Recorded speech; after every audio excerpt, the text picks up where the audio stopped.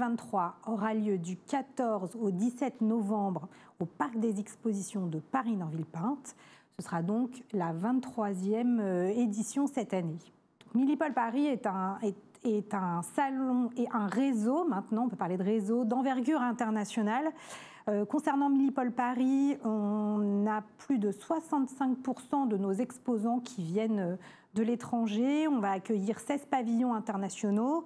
On se développe également à l'international via des salons à l'étranger. Donc le dernier né, c'est Milipol India qui aura lieu du 26 au 28 octobre à New Delhi pour la première fois.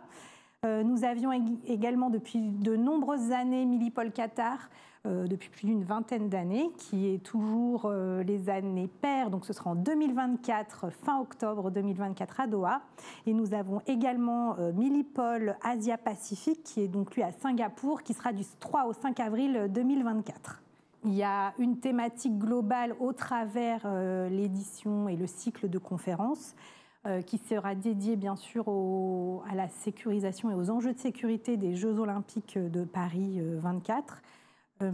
Et après, le fil rouge de l'événement au global sur Milipol, c'est toujours l'innovation sur les stands, l'innovation au travers de notre remise d'awards.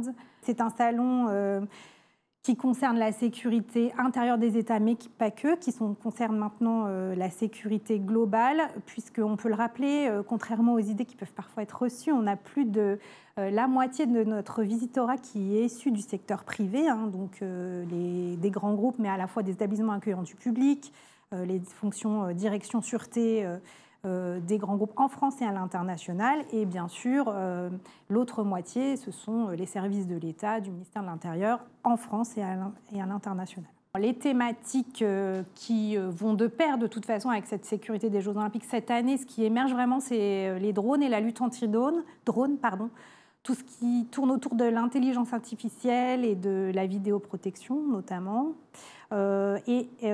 L'aspect cyberterrorisme, cybermenace, cybersécurité sera aussi largement traité, que ce soit sur le salon ou à l'intérieur des cycles de conférences ou des différentes prises de parole qui auront lieu pendant le salon. Nous allons accueillir cette année près de 1100 exposants. C'est la plus grosse édition qu'on n'a encore jamais réalisée en 2023. L'année de référence pour nous étant 2019.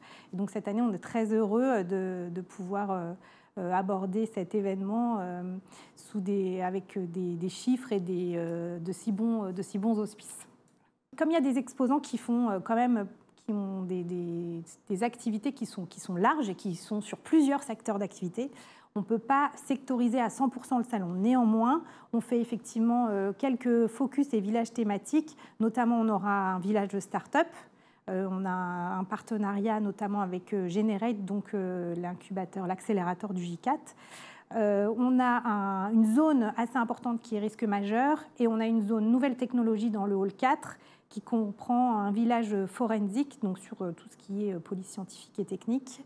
Et on a traditionnellement le village, quand on expose la première fois, le village découverte. On a été obligé d'en faire 3 cette année, tellement on a eu de demandes. Donc on aura 3 villages découvertes. Voilà.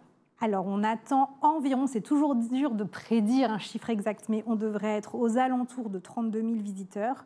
Dans nos visiteurs, il y a des gens, tout le monde est très important, mais il y a des gens, une catégorie aussi que l'on regarde beaucoup, ce sont nos délégations internationales. Et là, on devrait, pareil, revenir à des niveaux de 2019 avec à peu près 150 délégations internationales attendues cette année. Voilà, on est impatients d'accueillir et d'ouvrir nos portes et d'accueillir tout le monde le 14 novembre au matin sur Milipol. Il est encore possible de s'inscrire. Je ne vous cache pas qu'il y a... Bon, il faut une petite surface, hein. On n'a plus beaucoup de place. C'est encore possible de s'inscrire, mais il faut faire vite et il ne faut pas être trop gourmand en termes de mètres carrés parce que là, on n'a plus beaucoup de places disponibles et tant mieux d'ailleurs, on s'en réjouit.